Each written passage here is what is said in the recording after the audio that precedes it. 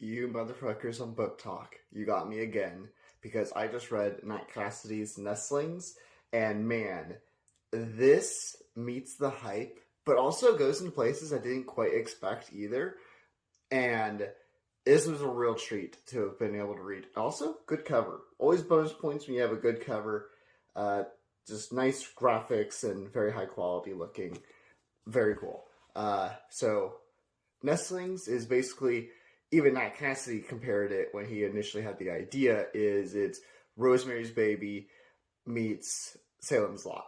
And that's kind of what you're getting. So Anna and Reed, they've had an awful, awful year, and they entered a lottery to get an apartment about like a decade ago or so, or whatever. And then after the worst year of their life, they managed to actually get a call back, and we're like, hey, you won. And this is like, wow, 10 years too late, you know?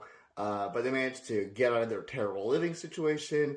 Things are still kind of bad because Anna's paralyzed after a horrible procedure after the birth of their child and all that stuff.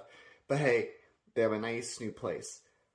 But it has some weird little creepiness to it, and soon their baby starts acting unusual. And from there, things really spiral and whatnot. Really good, like, sort of small, quiet, like, family drama.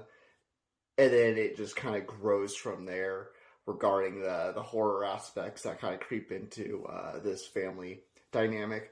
I really like this. It's just one of those things where you read a book and you're like a page or two in and you're just getting like a good vibe from the writer. And it was like, man, this Nat Cassidy guy, he has the sauce. I think he has the sauce, guys. I really loved all the characters. Anna and Reed were so complex and flawed protagonists.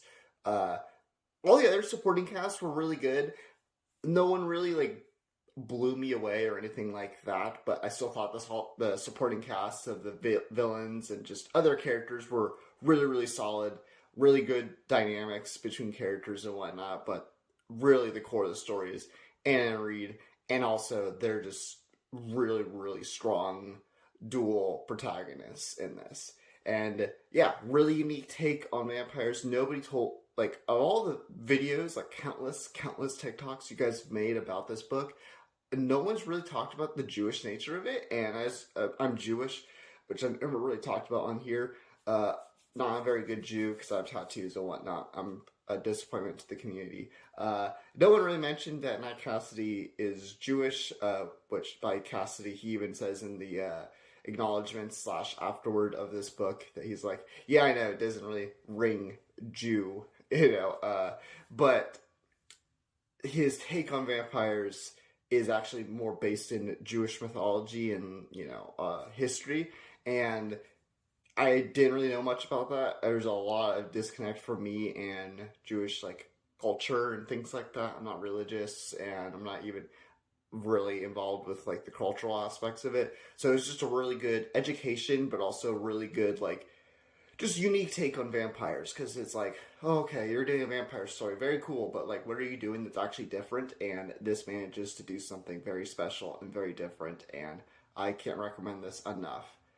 If you also want to support me for more videos about books, writing, all that stuff, like, comment, favorite, repost, all that stuff.